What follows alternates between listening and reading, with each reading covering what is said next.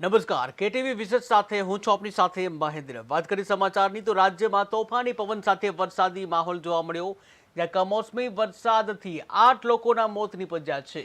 ત્યારે આગામી 3 દિવસ રેડ એલર્ટ જારી કરવામાં આવ્યું છે।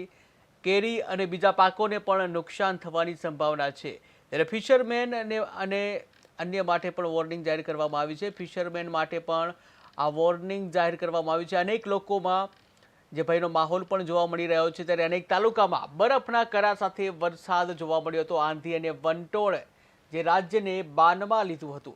તો મહત્વના સમાચાર સામે આવી રહ્યા છે, જ્યાં રાજ્યમાં તોફાની પવન સાથે વરસાદી માહોલ જોવા મળ્યો હતો, જેમાં 8 લોકોના મોત નીપજ્યાના સમાચાર સામે આવ્યા છે। ત્યારે આગામી 3 દિવસ રેડ એલર્ટ જાહેર કરવામાં આવ્યું છે। કેરી અને બીજા પાકોને પણ નુકસાન થવાની સંભાવના છે। ત્યારે ફિશરમેન માટે પણ વોર્નિંગ જાહેર કરવામાં આવી છે। ઉલ્લેખનીય છે કે ગત રાત્રે પણ ભારે પવન સાથે વરસાદ થયો હતો સમગ્ર ગુજરાતમાં।